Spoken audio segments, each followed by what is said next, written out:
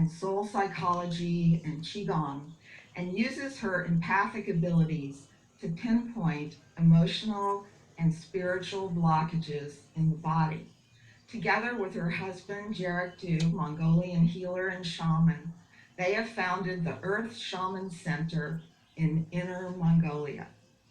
Jarek Du comes from the golden lineage of Mongolia and was taught from an early age by family members who were shamans, Tibetan Rinpoches or living Buddhas, and healers.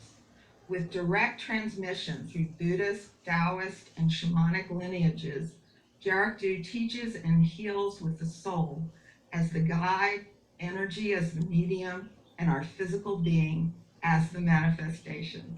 Welcome. We are so happy that you're joining us. Thank you so much for inviting us. We're very happy to be here with you. Wonderful. So we're going to start with you, Jarek Du. Can you tell our audience about your early training in shamanism? My English is very simple English, so I speak Chinese with my wife Claire. Claire helped me translate, okay? Yeah, so 一开始就我从小就他也是过户，跟着他一直这个爱好吧，一直认真妙力。His great uncle was a very famous Tibetan Rinpoche in the local temple. And when he was very young, he lived in the temple with his great uncle for years and stayed with him while he saw clients, while he did his teaching, and by osmosis, he learned many things as a little boy. Thank you for that. And Claire, you trained in a system called Zhang Yuan Chan. Can you tell us about your experiences in training, where you trained, and what the training was like? I came to this practice when I was having a big crisis in my life. I was experiencing emotional breakdown at the time. And luckily, my family is very much connected to the Taoist practice, the Buddhist practices, and introduced me to different teachers. And I chose to study with Grandmaster Ming Tang. And I traveled the world with him to different countries and attended many intensive workshops and had very out of this world experiences while I was not expecting them. So I trained with him for 9 years. And during the time, I also came to a moment when I felt that I needed to know the meaning of life. And my teacher told me that I was ready to do solitary meditation. And that's when I went up the mountain and did the practice of Bhikkhu Shiqi without food for months, and then without water for days, to just to meditate, not seeing anyone to meditate. And after that, I felt like my life path became clear. I knew the main 3 lessons, and I just followed those lessons until I came to another very intense moment in my life. And once I came through that, again was months of solitude. And after that, I came out knowing that my path is doing energy and soul psychology and start my own path of practice. And that was 2008. Wow. Yeah.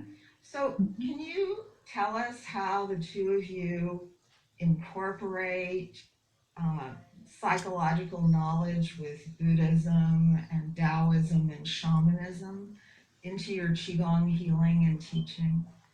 Yes. This is very interesting that my teacher had a very large framework. It is not a teaching with doctrines, whereas he left a lot of space so that when we studied, we also got direct transmission from Buddhism, from Taoism, from Chan Buddhism, and from the shamanic practices in that area, in the Shaolin area. So when I met Jurgatu, it's exactly when I felt that there was a piece that was still missing. Very interestingly, if we were to talk about these different spiritual practices, that shamanism is the most ancient. It's many thousand years old, and it is very much about connecting with heaven and earth and working with souls, and not so much about working with society and community. It very much bypasses the mind, bypasses even the heart in some ways, because it is all about direct transmission with souls. Then came Buddhism. After shamanism came Buddhism. Taoism. Taoism is similar to shamanism, but came a little later. It's still very much focused on individual practice. It's all about leaving your family, leaving your community, and go up a mountain for many years until you have reached enlightenment. You have become a real being. You have realized your true self. And that is when you come down the mountain and re-emerge to society and start to practice within society. So Qigong comes more from the Taoist path, and it's all about internal energy practice or inner alchemy, and it's a very powerful practice.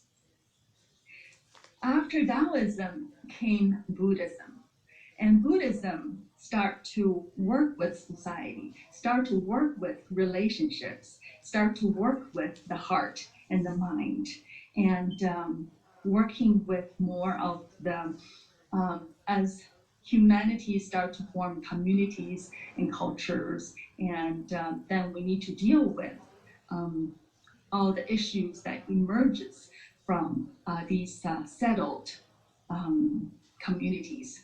So Buddhism came later to specifically deal with these things, and have come up with a lot of different ways to work with the egoic mind, the mind that thinks that it's in control, that believes in the phantom reality. And so Buddhism come up with many thousands, tons of thousands of different kinds of teachings in order to deal with that, until we can release all of that and come into the inside and start to do the inner work, and eventually to release it all and return to our soul self. Thank you for that. I'm wondering, Jagdu, if you could answer this question about how this combination of teaching can benefit people in today's modern society. 我感觉他们就是整个是完全不一样的核心，核心不一样，但是整体是一样，但是目的的核心不一样。The core practices in the four practices are different, but the essence of them all, it's still the same. It's like climbing a mountain. From the bottom, there are many different paths, but once you get to the very top, it's all the same. 佛教的话，它是比较顺其自然，万物因缘 因果，讲这个都是顺其自然之的。Buddhism is all about going with nature, and it believes in karma and cause and effect. 就是道家的话，它就是修炼、修成，然后再往下传下去。Taoism is all about the inner alchemic, energetic alchemic process. 就是上面的话，它就是直接跟就是宇宙上这个直接连接到下，然后它是欲色，不是它主要就是欲色。And shamans directly connect with the universe, with the souls above, and so shamans hold a large picture,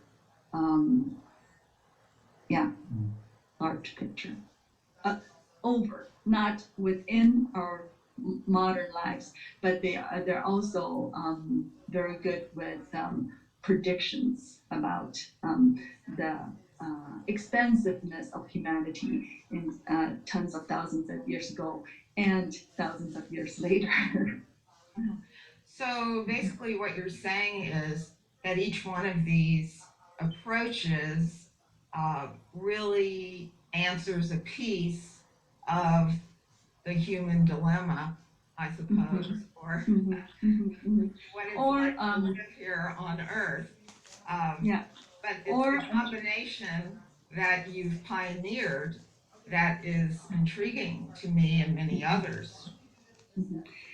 Or another way to try to understand this is that from the antiquity to modern psychology being the most modern, it is going with the human development as well. And in antiquity, human beings are more simple. So in a way, the path is extremely simple. And the simpler the path, the more powerful it is. But as we progresses to complexity of society and knowledge, the expansiveness of development in so many areas, classification, separation of knowledges, the growth, so that from simplicity to complexity, then in complexity, we need a lot more ways to distill, to clear, to release in order to come back into the intrinsic self. And so, how do do you take separate practices from each one of these, or have you created a new practice that combines all of these approaches? Yes, very much so. Depending on the body of the student present, we would scan where they're at and exactly which level of teaching that could open their heart, that can bring them deeper into their practice. So we utilize these different aspects of these lineages. And so it sounds like this is something that you do rather than something that the practitioner does. Is that right? Or am I misunderstanding it? The practice is quite simple. Movement practice, standing meditation, sitting meditation. For example, sitting meditation, it's quite simple, but sometimes it just takes a little nudge in specific way. For example, when we're doing sitting meditation, and when I feel that someone's energy, someone's life force is building up very strongly, but it's pushing against a specific blockage. For example, a blocked liver, a liver stagnation, and anger is coming up. And they're trying to suppress it because we're in a group practice, but they're also having a strong fight with it. And this is when I would say, let it go. Whatever you're feeling, let that flame rise and release it. And there has been these instances where a specific student may release in different ways. For example, a strong sound, or crying, or strong shaking, or lying down, whatever it is, but it helps specific students in that specific moment to move through a large blockage in their system. So, I mean, that can be the traditional role of the teacher. So, I was just curious when you used the word you were scanning the group. Like, do you work with group energy, or do you really just focus on an individual? We work with group energy. Yeah. For example, sometimes Jurgatu would, in the middle of the meditation, he would say, "Okay, out of 40 people in the room, there's only 2 that's really letting go of their mind. The rest of you are still just thinking of a storm right now."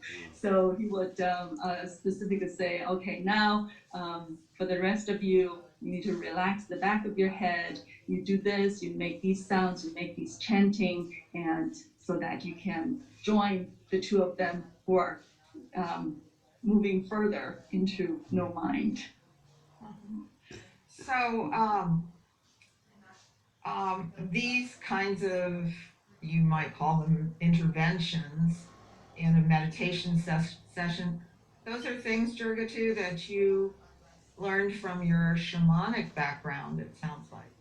看的这个是人的一个几种看法，看的这不是看，有时候看它的能量光去看，有时候看它的魂儿，然后看它的来上辈子来各种的不同的看法。There are different ways of seeing. When you scan, when you see, you can look at their energy levels, their energy field, or you can look at their soul, or you can look at their past, their other lifetimes. 因为生命这3种东西组合，光，还有这个魂儿，还有肉身，这3个属于一个生命。Yeah, there are 3 aspects to humanity, interwoven aspect. 1 is our physical body, 2 is energy or light, and 3 is our soul. 所以这个身体就是一个魂和光的一个像，它就是一个像。Our physical body is an image that comes from energy and soul. 所以身体我们不是永久性，它是一个像出来，然后下一个出来，这也有时间的。That's why our body is impermanent, whereas soul is. So, I mean, could you take that further and say that when people have imbalances or are dealing with a physical health issue, that part of the healing happens in the image of the body? 病人的话，他每个病情不一样，他发出的这个光色能量不一样。Different kind of illnesses. Out of the 3 different areas of the humanity, there are illnesses in the physical realm, and their illnesses in the energy realm, and their illnesses in the spirit and soul realm. So depending on what we see, then we can say, or it could be in 2 or all 3 realms, depending on the stage and of the illness, the progression. 我看哇，今天看起来啊，你的脸色很不错啊，看起来今天很好啊。其实看的就是他的脸，你看到的什么呢？就他发出的光给你的感觉，脸上发的光。Yeah. For example, when we run into a friend, we say, "Wow, you look good today. You look so lively. You look so bright." In a way, it's our feeling that this person's energy is strong. And do you train people to have that level of awareness within themselves? Yes, very much so. This is how we arrived at this. Jurgatus come from a family that has this lineage, but I come from practice, very much gained all of these abilities from practice. And we've had many students who have arrived at becoming a teacher and healer of the practice.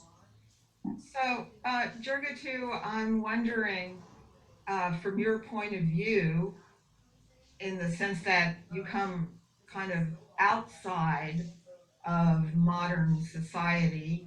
I mean, your lineage was formed, it's an ancient lineage. You have a lot of family teachers and mentors.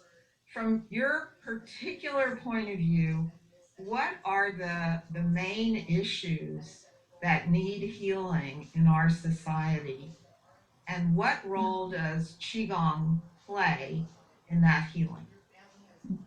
主要是我们现在这个，很多人听我的时候，一开始都这么感觉，这个好像很多不清楚，跟我们不现实当中很远。就有时候一开始接触的这个感觉，但是慢慢这个接触了，一起练功时候很现实的。我一般练的时候不是那个一下子很远的地方，就是一开始非常简单，心养性修心。第一个是开悟修心，这个是重要。When students first meet Jurgatu, perhaps they feel that he is far from them. But once they start to get to know him, they realize that what he's sharing is very simple, and the simplicity permeates all aspects of life. For example, first step in cultivating the heart. 所以现在人，我现在最重视的初步练的是修心，现在最需要心。现在人类最大的问题是心出了问题。Because in modern society, the general awareness has the biggest issue is in the heart. 所以因为这个心主要是一个大脑引起的。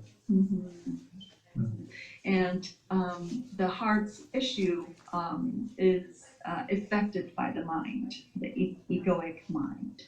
所以现在人类就是一种真的我存在，这种幻想中，很多的这个什么都是我的，都是我要我，从来没有我可以就是所以这个对人类的一个很大的问题出现。The egoic mind has gotten stronger and stronger and stronger, so that it becomes very I-oriented, and instead of flow-oriented, instead of natural flow, natural connectivity, natural cycle, natural relationships, it has come away from that connectivity to a very strong identity of the egoic self. 所以跟归慢慢修行就是我是谁，我从哪里来，我要去哪，这个的基本有感知或者是一些了解，就是心比较放松，会太大的大脑和心的矛盾。When we cultivate the heart and start to understand who am I truly, where did I come from, and where am I going, then once we start to have a sense of these things, then the heart softens, and we're not so grasping onto the egoic identity. Yeah. And then we relax into more connectivity. Yeah, I think that's a really important perspective on modern life.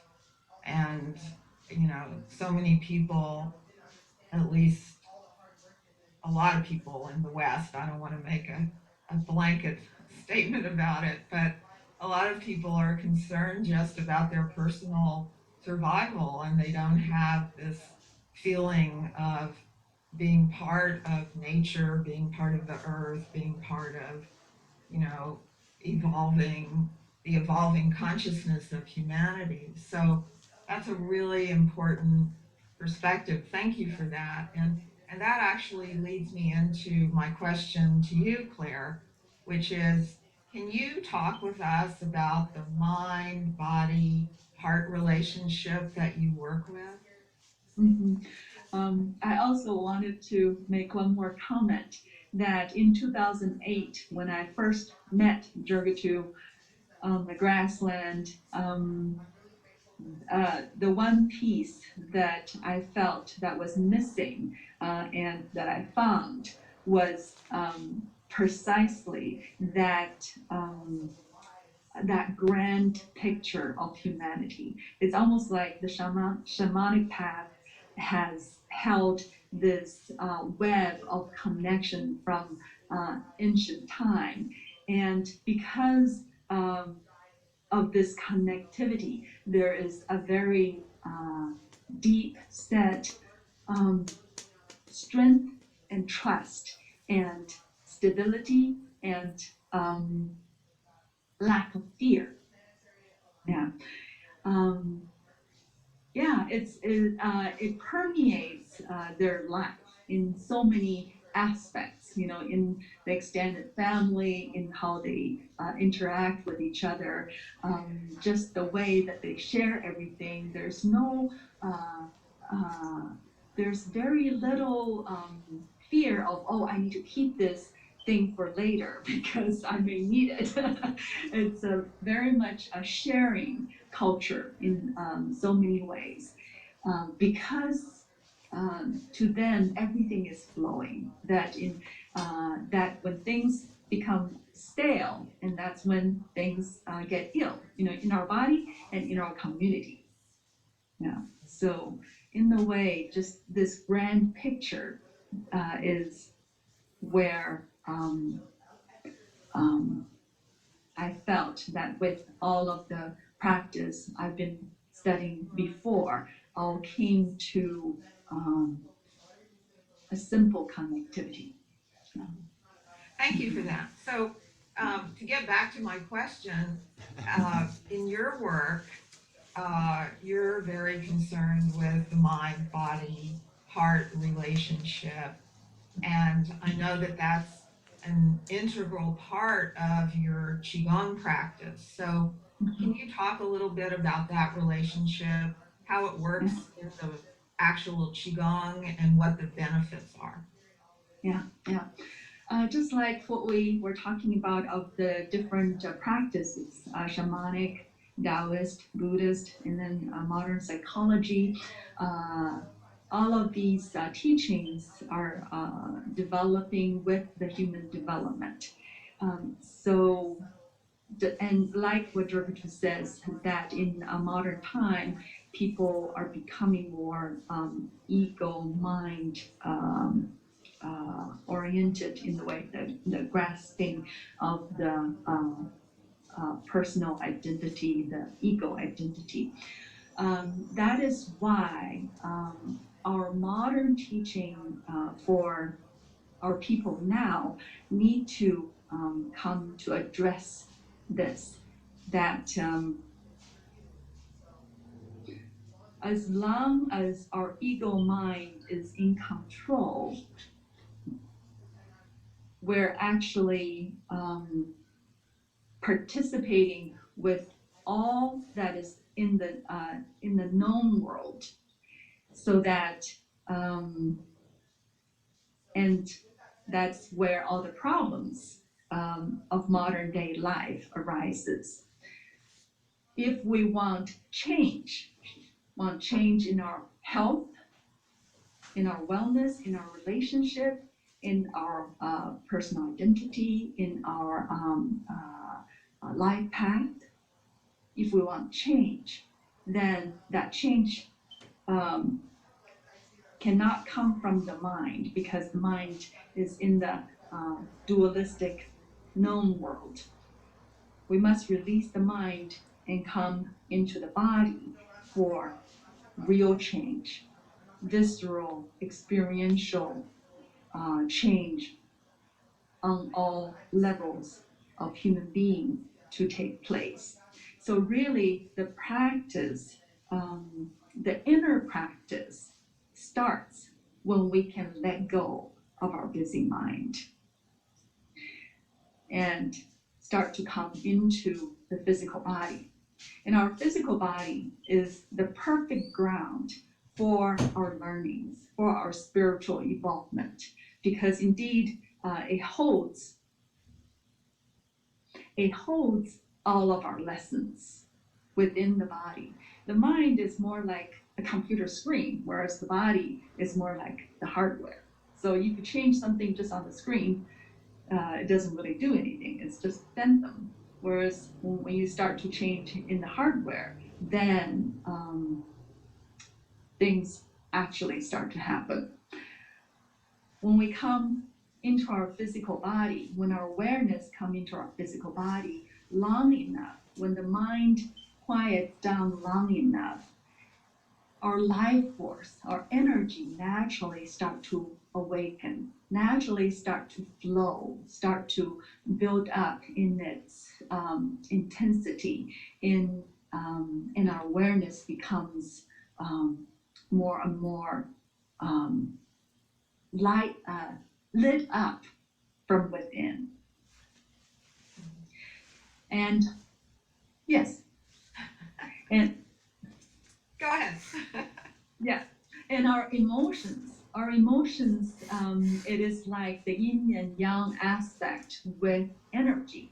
Our emotions are very much the energy carrying information, and it's a very strong current for change. So if we respect and accept our emotions and allow it to take its course within the body, not within the mind. There's a very big difference. Emotions in the mind is retelling the same old stories and naming names in the dichotomy world, whereas being in the body, then it's a holistic integrated senses with all of the senses.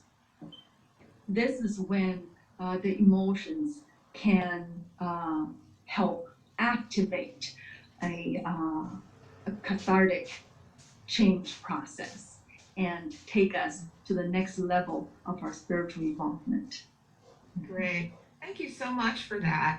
I know you have a beautiful center in Mongolia and you offer things online. Can you share with our audience about your center and anything that you have coming up and how they might reach you? We have been building our center from 4 years ago and gradually building into a residential, intensive, immersive healing and teaching center. The reason being that this area is still very much in touch with its shamanic lineage, very much in people's awareness and in people's way of life. And Buddhism, Taoism, with modern psychology is very much alive on this land. It's nicely balanced. And this practice is about activating our holistic senses. This is why it's also important for us to immerse ourselves in the land, connecting with heaven and earth, and being in the environment to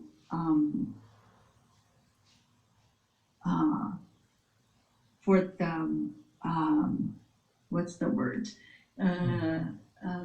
Being affected by the energies of the land, of the people, of the water, of the surroundings. Yeah, so it sounds like you're really offering the possibility of a deep transformational experience.